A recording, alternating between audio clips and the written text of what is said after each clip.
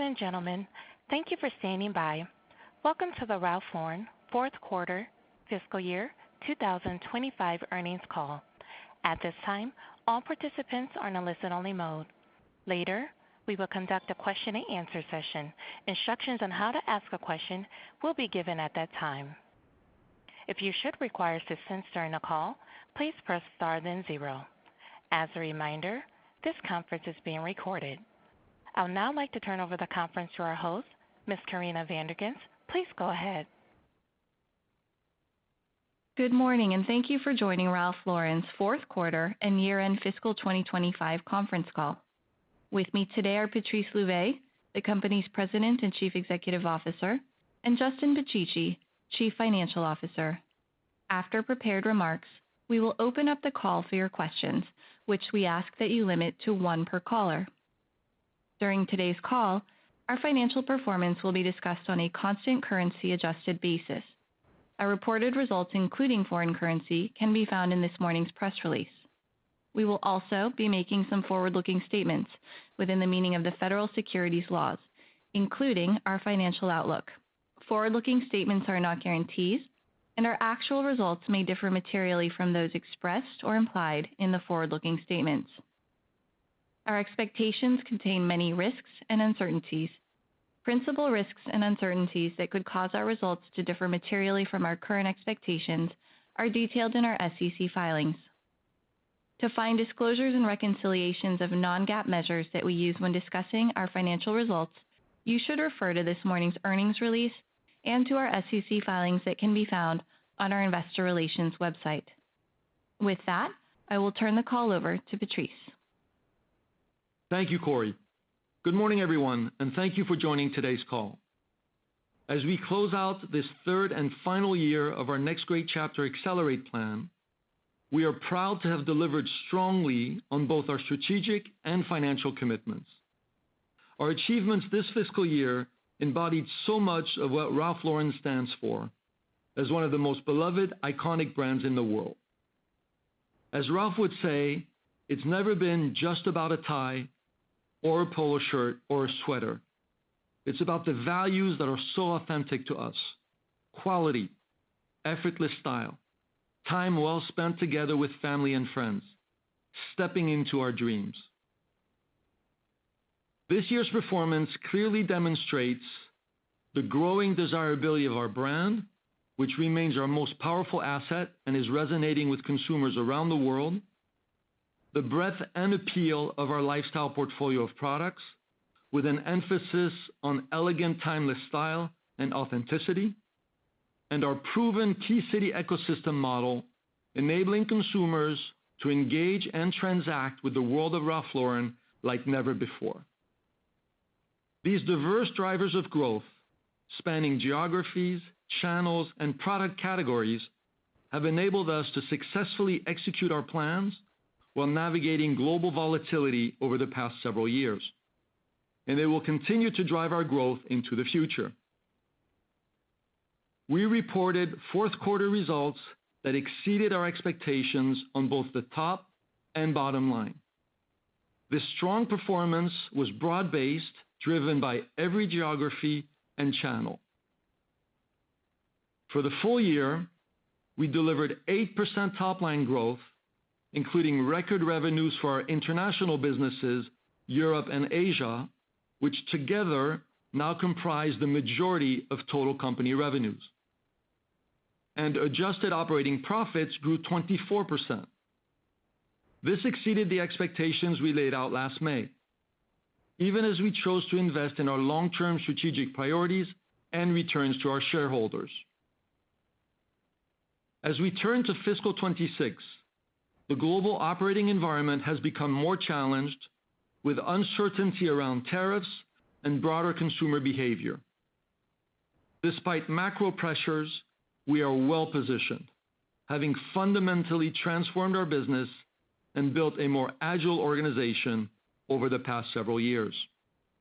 This strong foundation is built on a timeless brand that consumers know and trust, a portfolio comprised of 70% core products that perform across economic cycles, a culture of operating discipline with an ability to flex expenses, a diverse and agile supply chain, and importantly, a strong balance sheet. For our teams, this is a time to stay on offense while remaining prudent and agile in how we allocate our resources.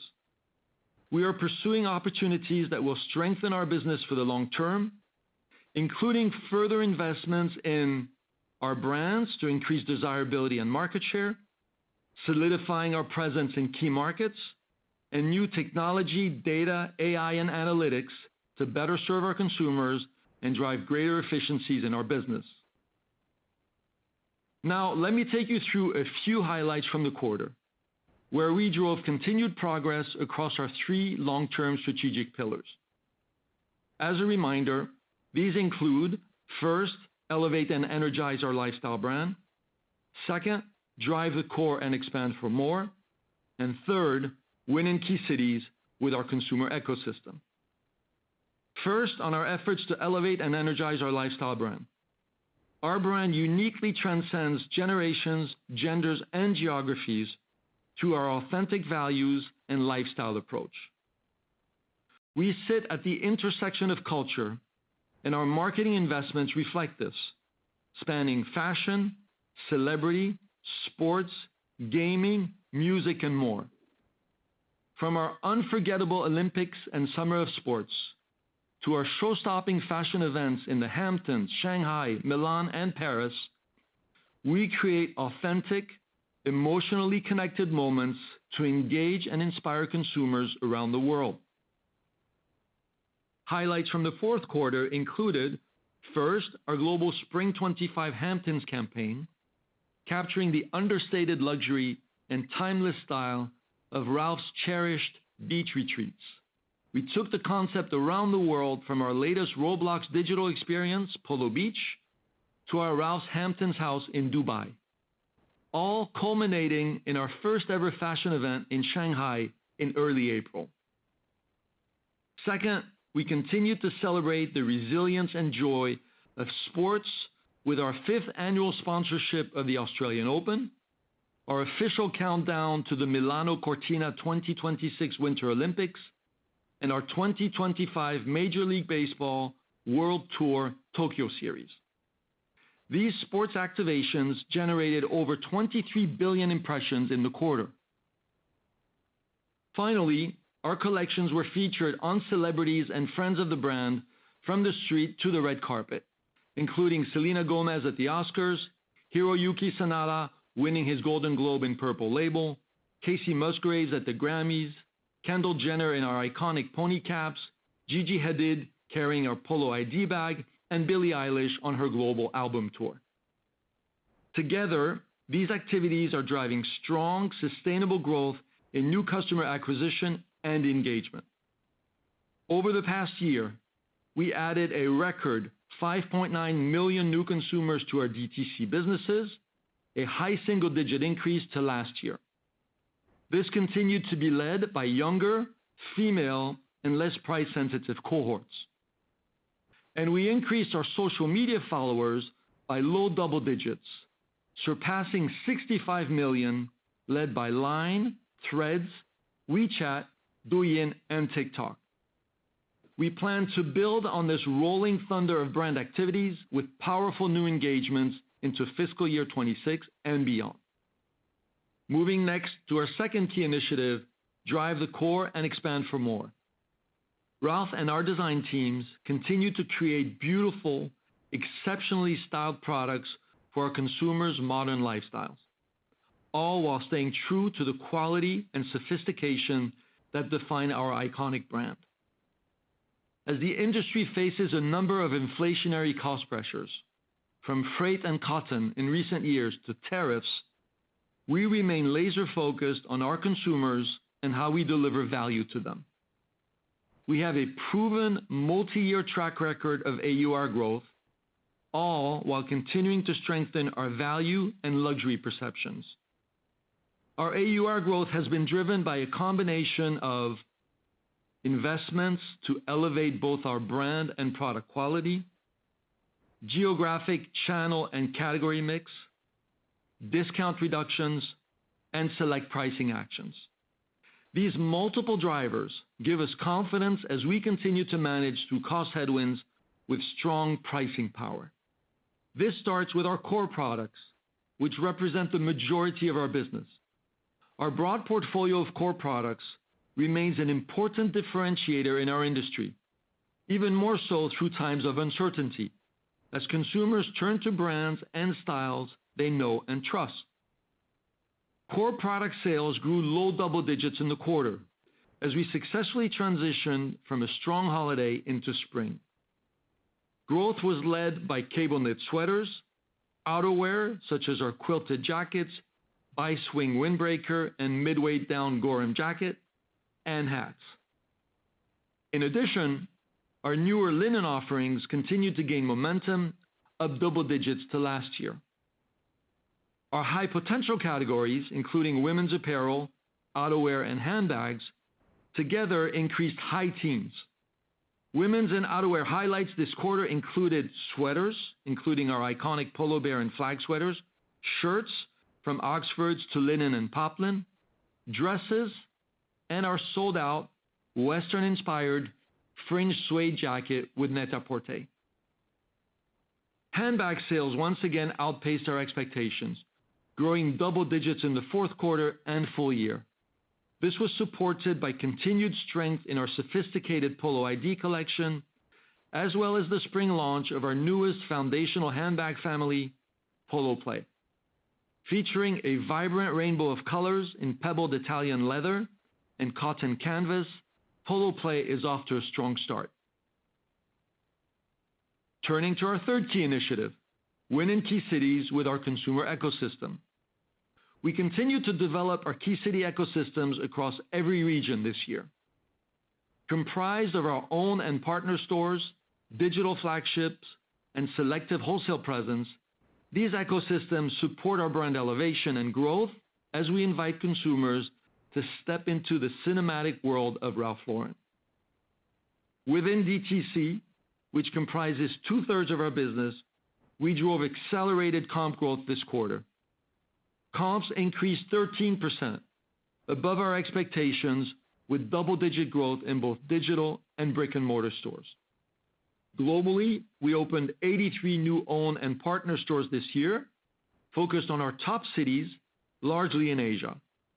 Recent store opening highlights included our Polo store opening on Jackson Street in San Francisco, marking our first return to the city since the pandemic, new stores in Beijing's Joy City and Seasons Place shopping centers, and our newest boutique in Cannes and candy shop concept at Brent Cross in London, reinforcing our presence in the France and UK markets.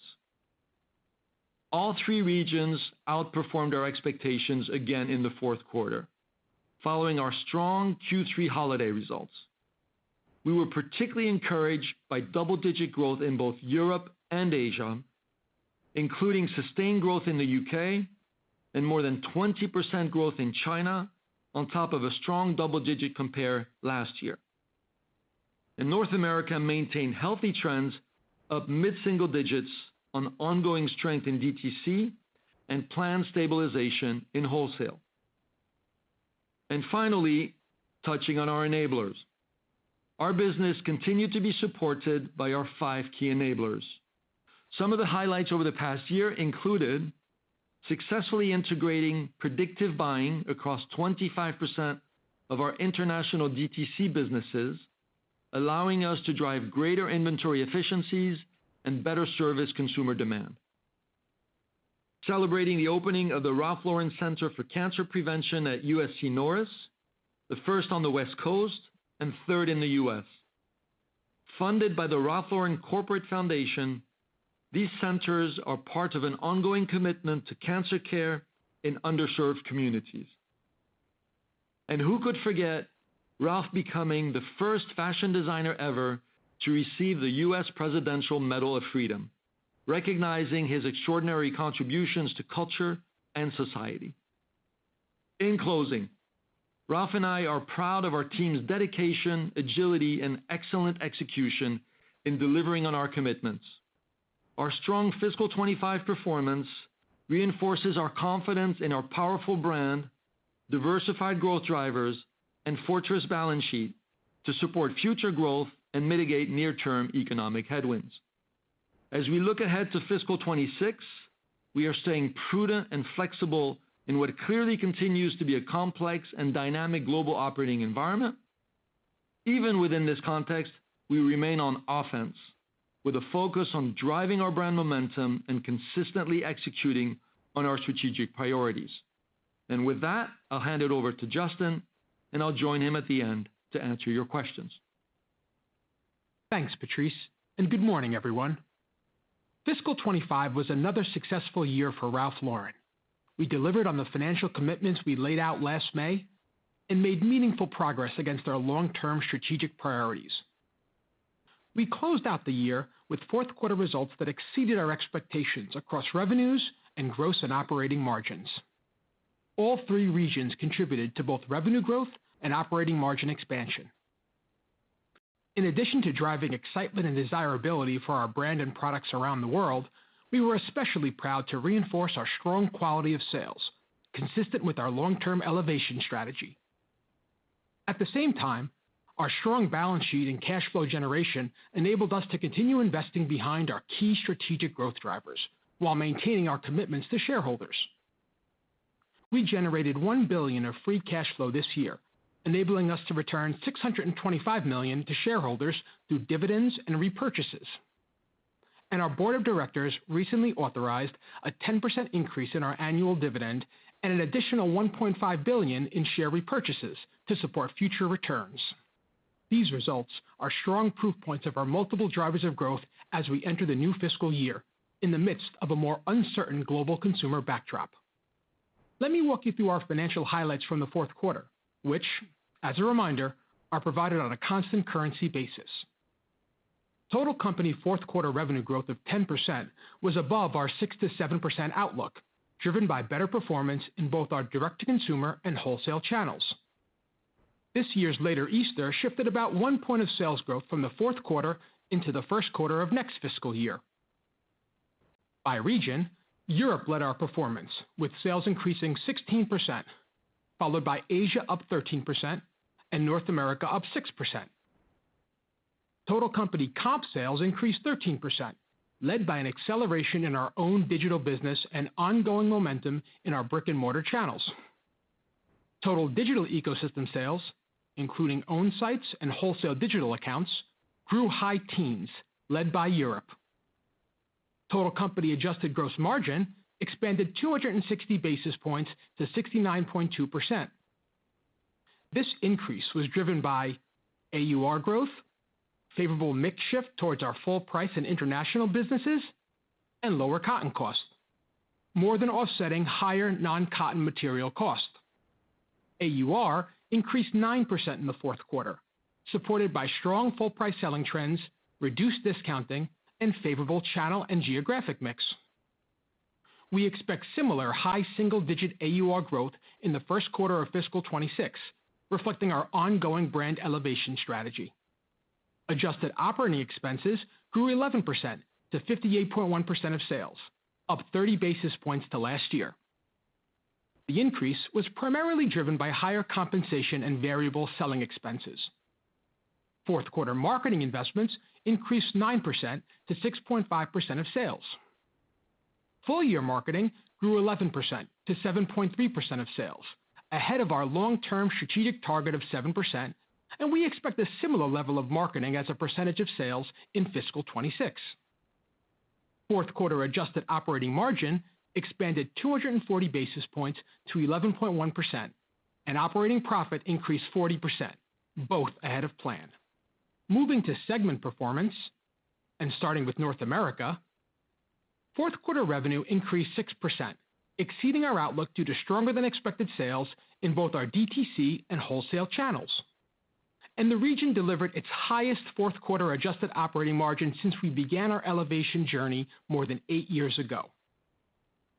In North America retail, fourth quarter comps increased 9%, with strong growth in both our Ralph Lauren and outlet stores. Digital comps increased 8%, improving sequentially on recent interventions. And we drove another strong quarter in our digital wholesale business, with sellout up low teens. Total North America wholesale revenue increased 2%. Our wholesale AUR increased low single digits on well-positioned inventories in the channel. Full price sellout was once again in line with sell-in this quarter after adjusting for the Easter shift, supported by a strong product offering and growth in core replenishment. While we are encouraged by our recent stabilization in the channel, we maintain our cautious outlook into fiscal 26 on potential macro challenges in the broader North America market. We completed the exit of 60 department store doors this fiscal year, and we plan to exit about 90 doors in fiscal 26, with approximately half of these related to Hudson's Bay. While the ongoing exits are not material to our financial results, we continue to proactively evaluate and refine our brand presence on a door-by-door basis. Moving to Europe. Fourth quarter revenue increased 16%, driven by double-digit growth in both our retail and wholesale channels. All of our key markets delivered growth in the quarter and for the full year, led by Germany, France, and Italy. Sales grew in the UK for the second consecutive quarter, following several years of inflationary pressures, reflecting strong brand momentum and continued improvement in our underlying trends. Europe retail comps increased 18% to last year, led by our digital channels, with continued strong momentum in our brick-and-mortar businesses.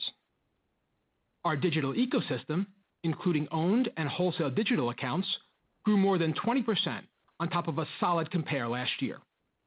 Europe wholesale increased 14%, supported by strong reorder trends and the previously discussed timing shift of receipts from the second quarter to the back half of the year.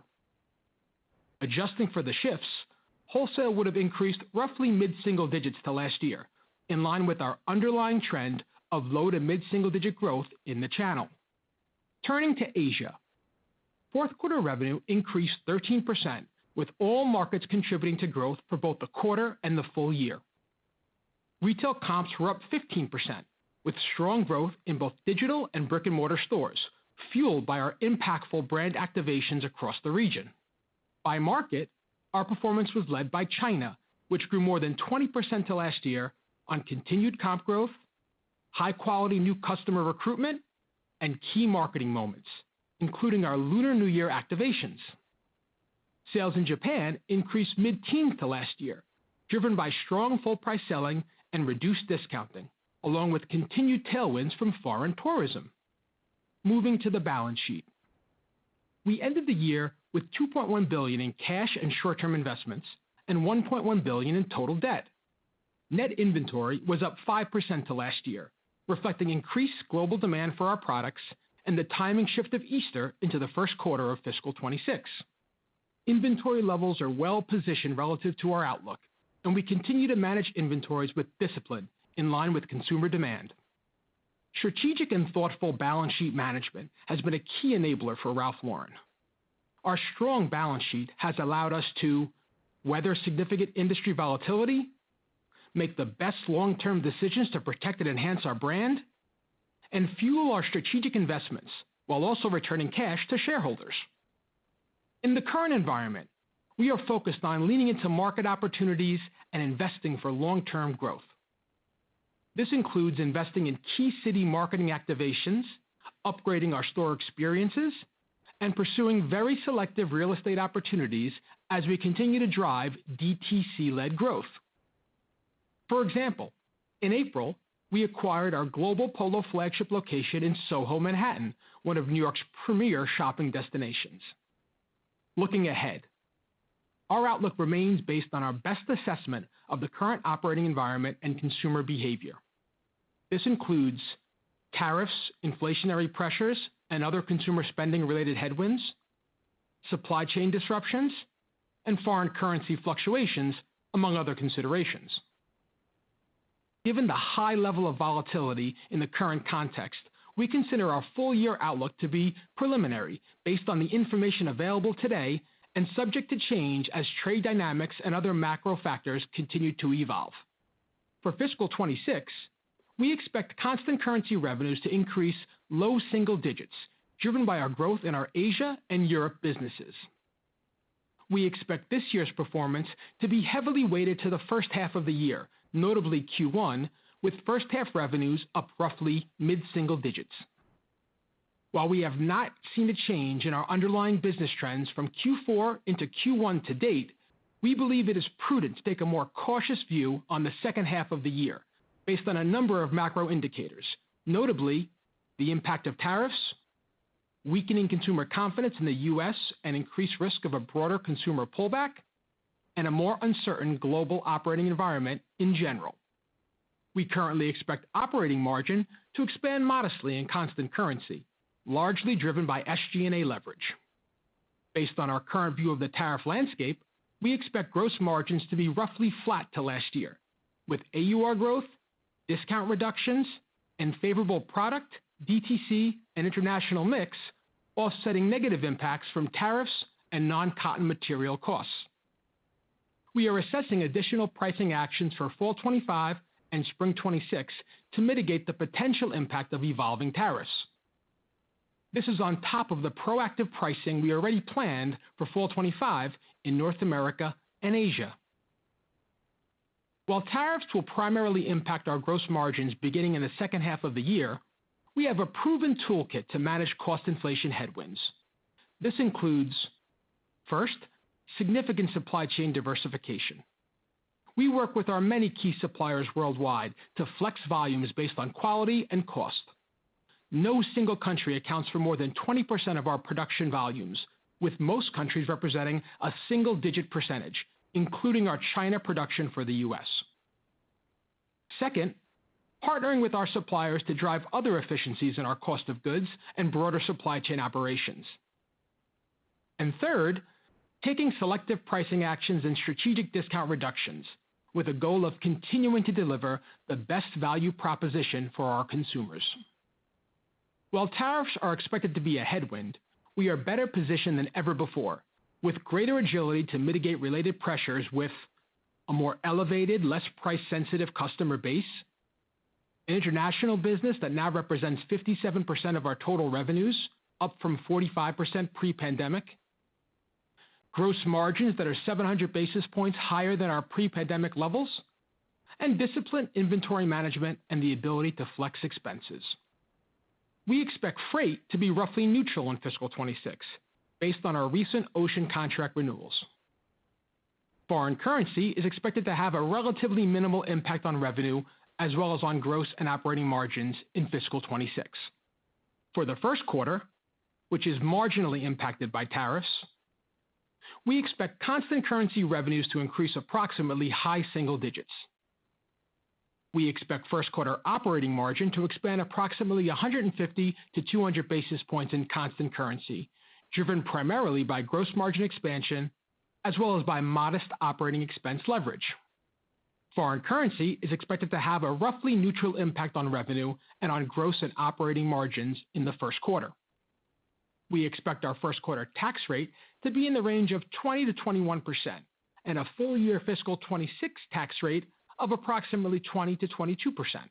Capital expenditures are expected in the range of approximately 4 to 5% of sales, in line with our long-term outlook.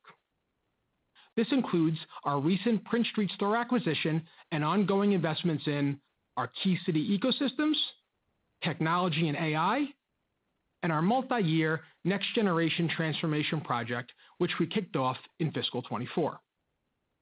In closing, we are proud of our team's execution in this third and final year of our Next Great Chapter Accelerate plan, guided by Ralph's enduring vision of inspiring people everywhere to step into their dream of a better life.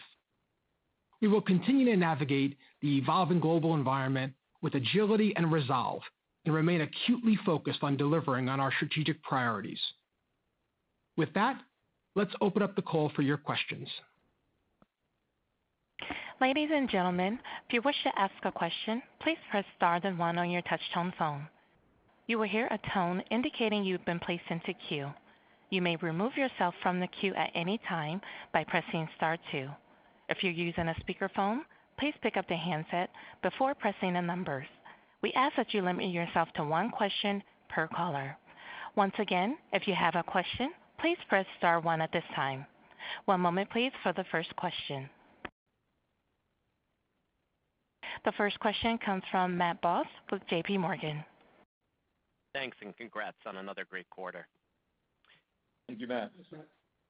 So, Patrice, given the continued strong performance in a choppy environment, how are you thinking about the health of your consumer across regions in today's more uncertain backdrop, or what changes, if any, are you making to your strategy? And then, Justin, maybe could you just help bridge the delta between high single-digit revenue growth in the first quarter relative to low single digits for the full year? Or what are you embedding in the back half by region relative to performance that you're seeing today? Good morning, Matt, and thanks for your question. So I'm going to start with the last part of your question and then address the consumer, and then we'll turn it over to Justin. So first of all, the last few years have really demonstrated that our strategy can deliver through very different types of environments. We have strong brand momentum with significant potential to continue growing across key markets and to continue to take market share. And we have proven resilience in our business model, supported by strong execution by our teams across our key cities around the world, our agile and diversified supply chain, and our powerful balance sheet. So I would say the backbone of our strategy is as relevant today as it was a few years ago, and will remain broadly unchanged. Obviously, we'll be sharing more updates when we get together later this year for Investor Day. Right? But the key tenets are we're continuing to invest in our brand and continuing to focus on driving desirability and value perception across generations. We're continuing to leverage the breadth of our lifestyle portfolio, leaning into products that consumers know and trust, from our iconic sweaters to Oxford shirts to pony caps.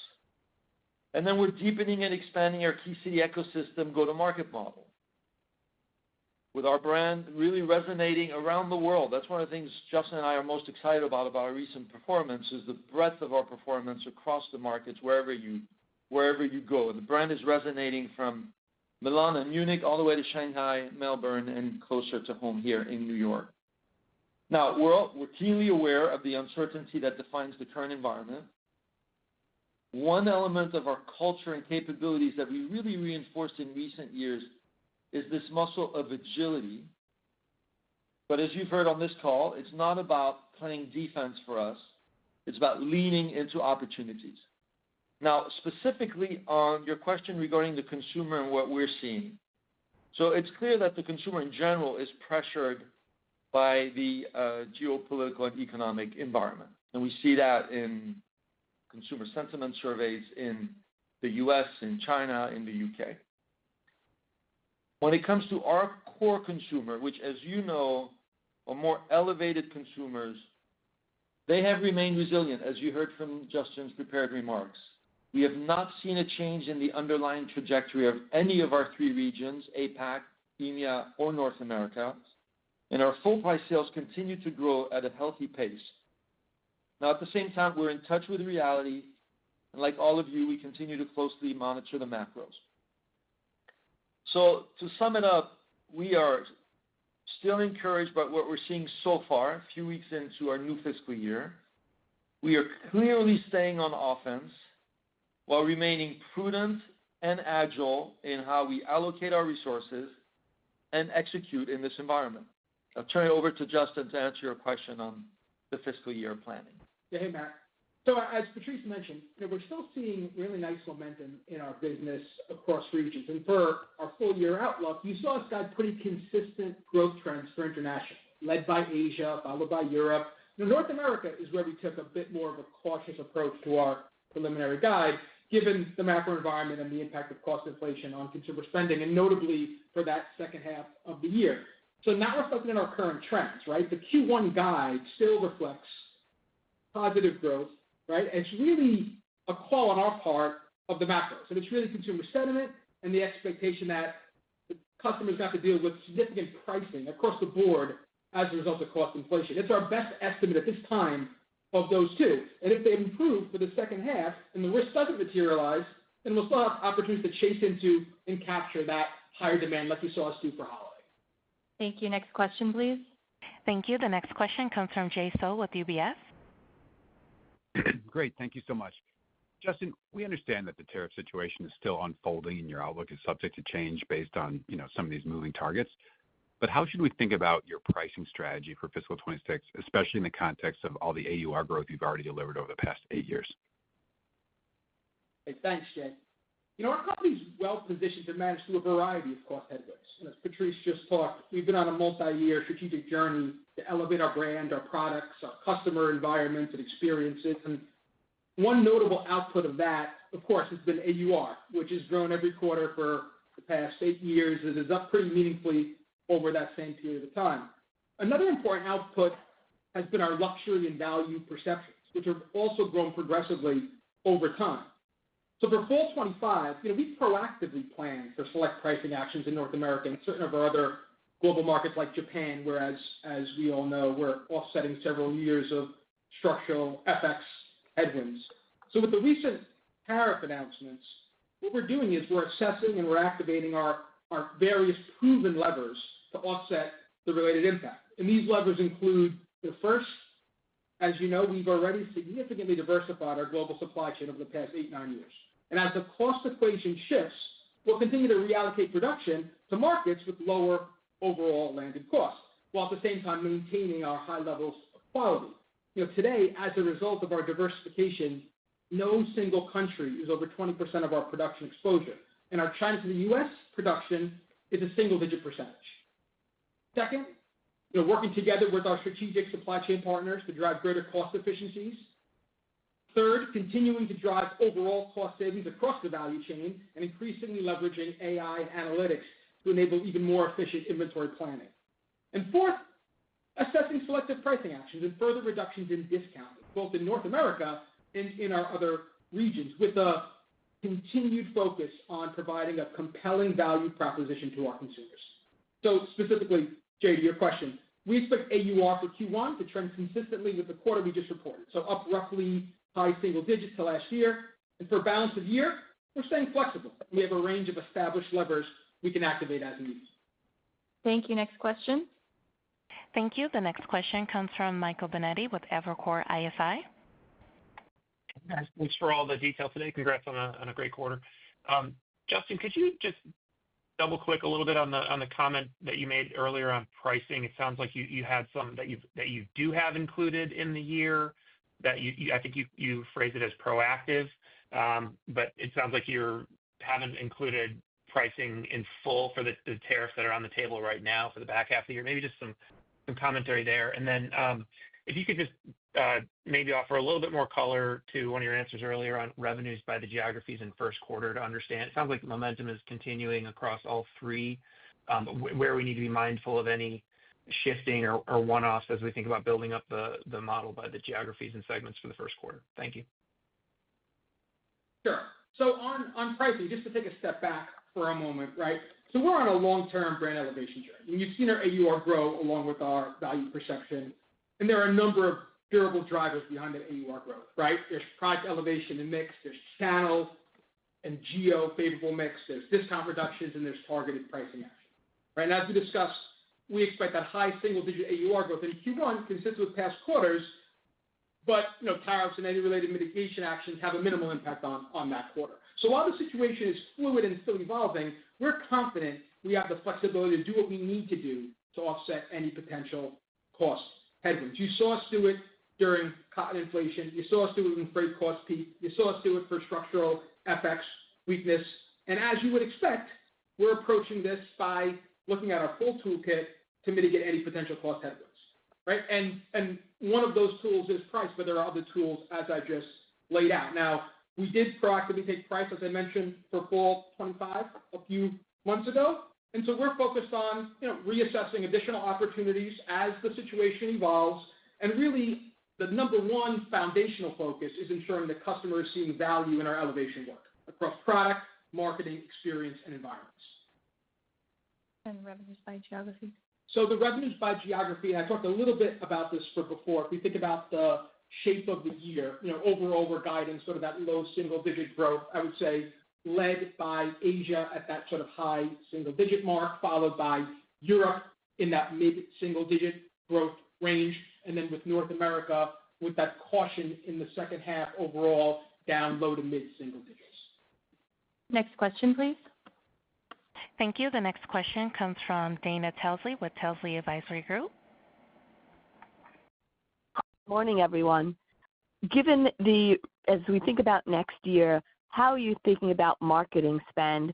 And Patrice, the potential categories of women, outerwear, and handbags did very well, up high teens. How are those being planned going forward, and what are you seeing there? And just lastly, the real estate ownership of Soho was very interesting. What is the real estate plans for this upcoming fiscal year, and does any other ownership being thought about? Thank you. All right, Dana. Thank you. Good morning. So listen, on marketing, you know that we've taken marketing up significantly over the past few years. Used to be less than 4% of revenue. We're at record high 7.3% of revenue. This past fiscal year, we expect to continue at that level in the fiscal year that we just started. What that enables is a portfolio of marketing activations that enables us to talk to many different generations, ranging from activities around the Hampton show to our Major League Baseball activation in Tokyo to Roblox Polo Beach activity. So expect that to continue. And then as we've talked in prior meetings, over time, we would like to continue to expand our marketing investments while also continuing to expand the overall profitability of the company. So more to come on that when we get together for Investor Day in September.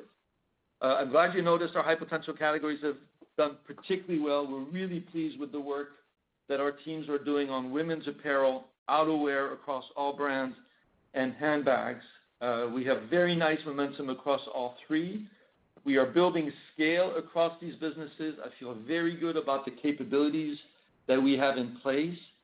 These markets, as you know, to use Matt's favorite terminology of TAM, total addressable market, have significant potential for us. And so you're going to see us continue to build on the core because that's the foundation of this company, and the core did well again this quarter, but continue to drive accelerated performance across all three of these different businesses where the consumer is clearly responding across generations. When it comes to real estate, I'll turn it over to Justin. Perfect. So, Dana, when you think about our capital allocation principles that we've talked, they're consistent and they remain largely unchanged. The first and foremost principle is investing in our business focused on strong ROI opportunities, right, both in the short term and in the longer term. And I would include targeted real estate acquisitions here as well. The Prince Street purchase is really about investing in our business by pursuing a selected key location of a store that we plan to be in for the long term that plays an iconic role in our key city ecosystem, right? New York City, one of our key top ecosystems. Prince Street store, our global Polo flagship. We've been there for many years.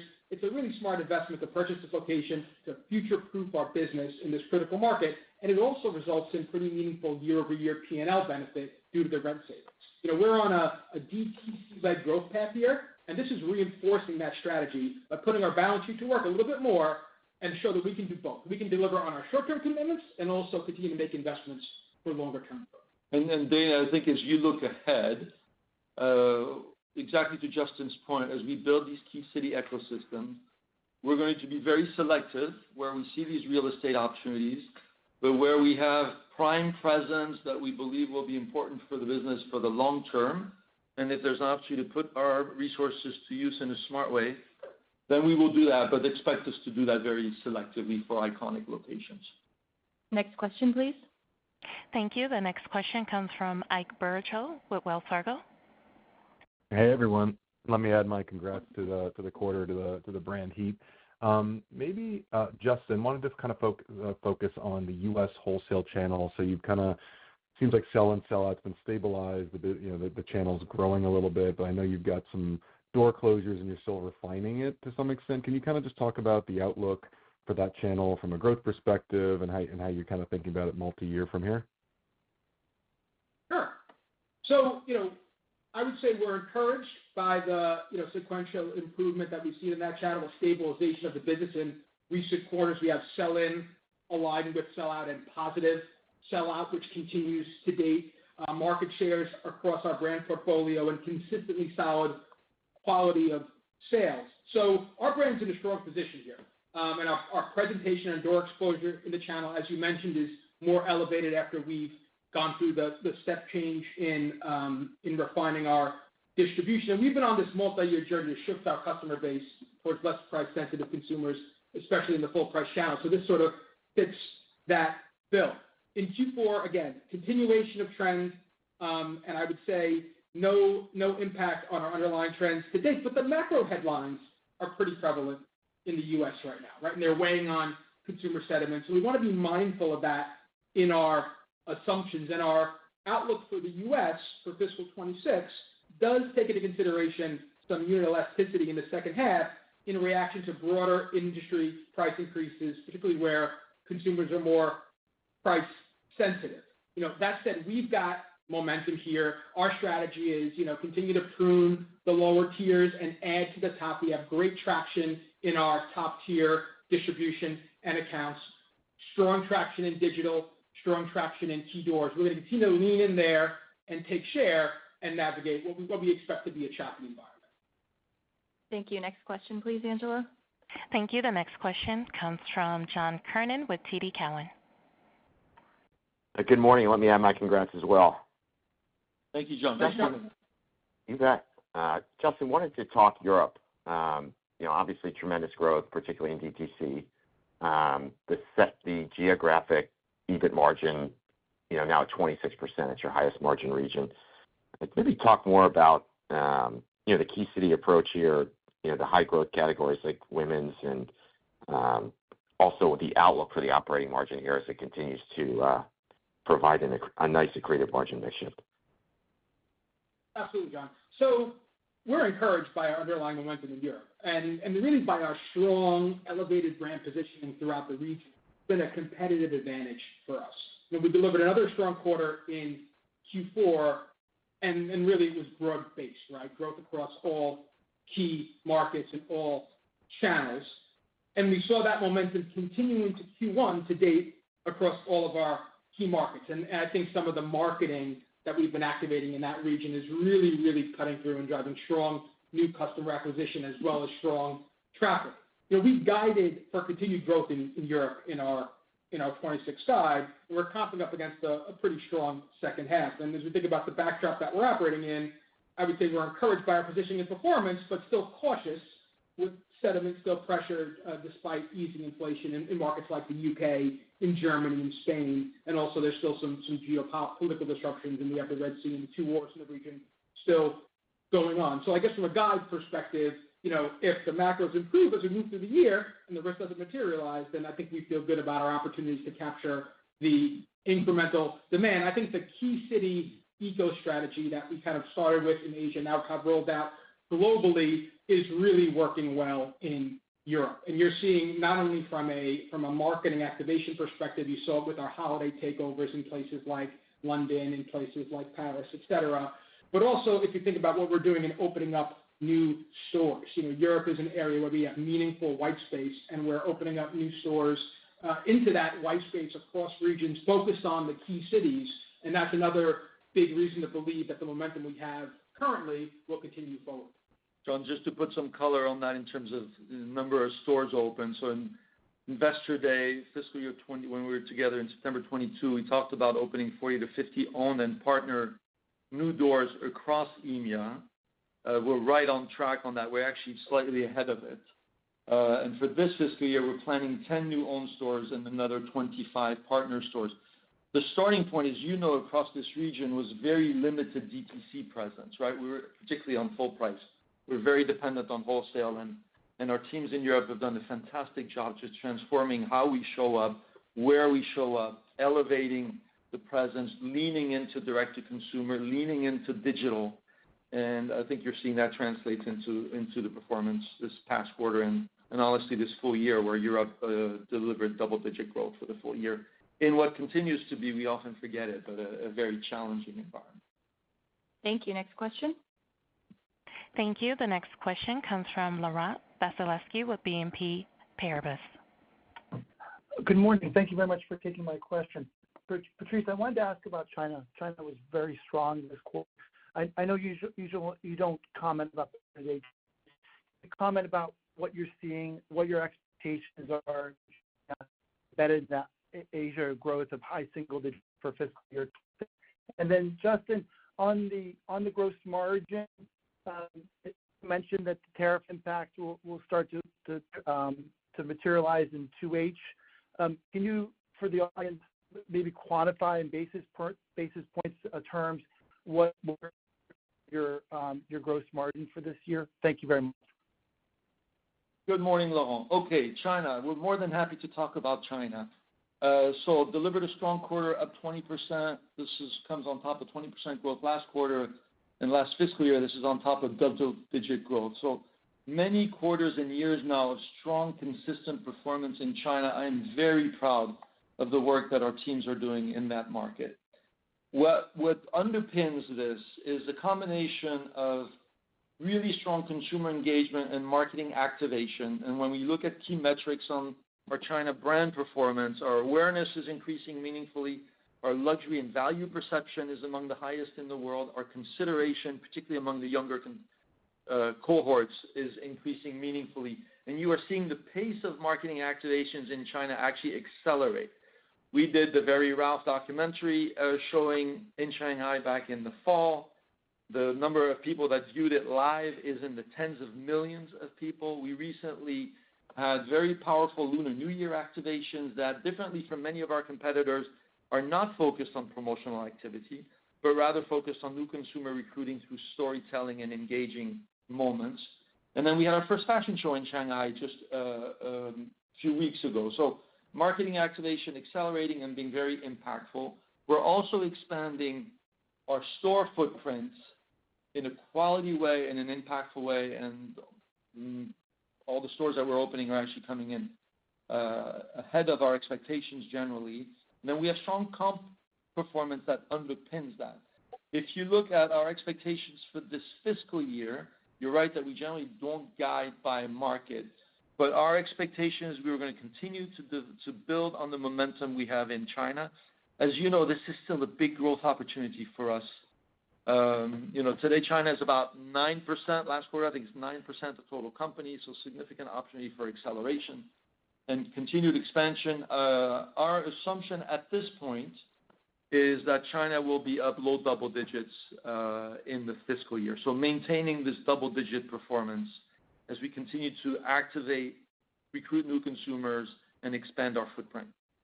And Laurent, on the gross margin for fiscal 26 call. So based on our current view of the cost headwind landscape, for the full year, we expect gross margins to be flat with our durable tailwinds of AUR growth, discount reduction, and favorable product, channel, and geographic mix, offsetting the headwinds from cost inflation, including tariffs and also non-material cotton cost, labor, et cetera. And I would say from a quarterly cadence perspective, we're planning for a stronger first half from a gross margin perspective as opposed to the second half, which again speaks to the timing of when the cost headwinds are expected. Next question, please. Thank you. The next question comes from Chris Nardone with Bank of America. Thanks, guys. Good morning. So longer term, Patrice, can you discuss your confidence level in driving operating margins higher beyond this year's expectation of the modest expansion? Maybe it would be helpful if you could discuss what geographies still have the potential to see further AUR gains beyond the first half of this year. Sure. So why don't we tag team on this one, because Justin is our resident expert on operating margin expansion. Sure. Why don't you take that and I'll talk AUR. Absolutely. So, Chris, taking a step back, and we're really pleased with where we came in this year and how we over-delivered on our 3-year commitment to get to our 15% operating margin target and 22 rates at the end of fiscal 25.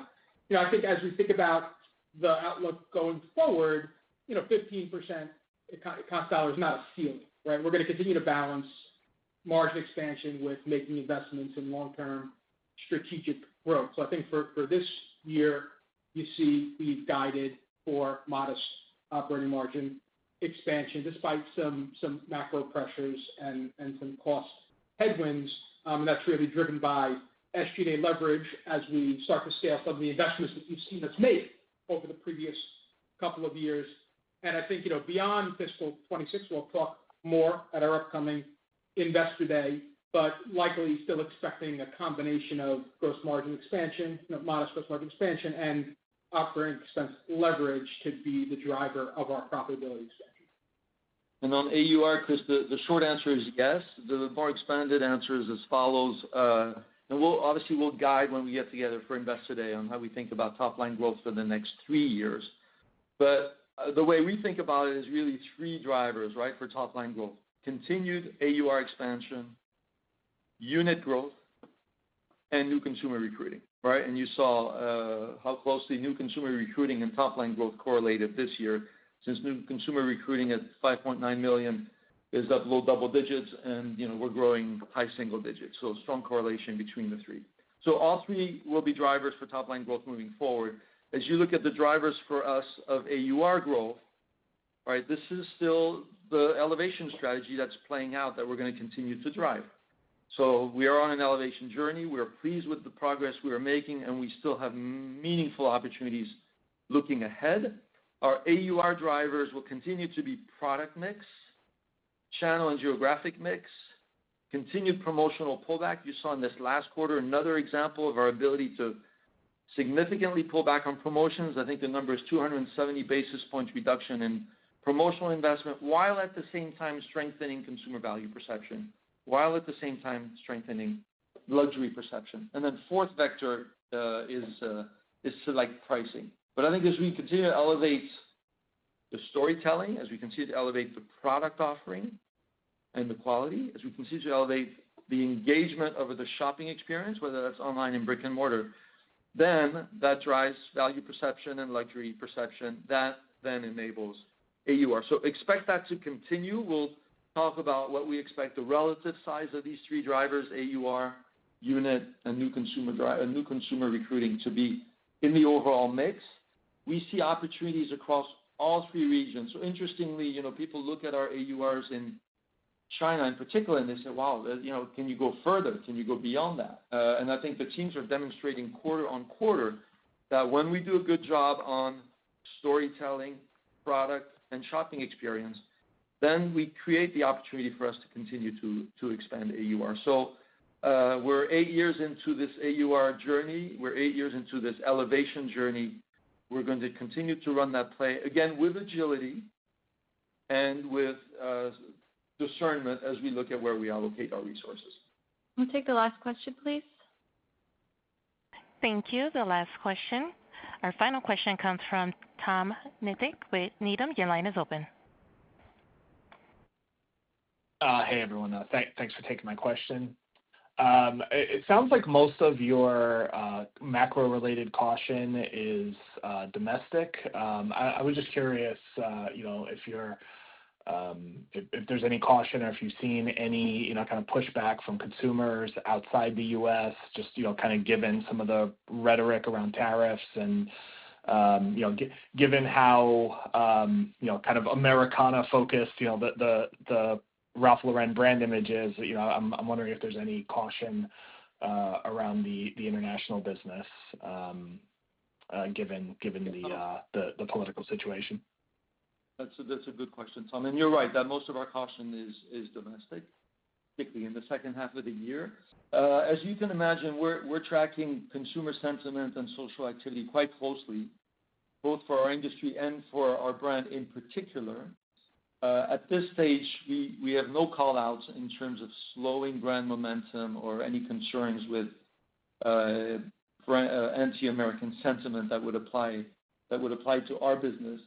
Now, it's important to keep in mind that ever since Ralph founded this company is founded on values that are pretty universal, right? If you think about optimism, authenticity, timelessness, elegance, family, those are globally relevant and pretty universal, and I think resonating really well wherever we play, including markets where you might be concerned about anti-American sentiment. We are not seeing any of that at this stage, and obviously we continue to monitor that and make sure that we're engaging consumers in a way that's most effective and relevant for them. All right, well, thank you everyone for joining us today. We look forward to speaking with you on our first quarter earnings call in August. And in the meantime, take care and have a great day. Ladies and gentlemen, that does conclude your conference for today. Thank you for your participation. You may now disconnect.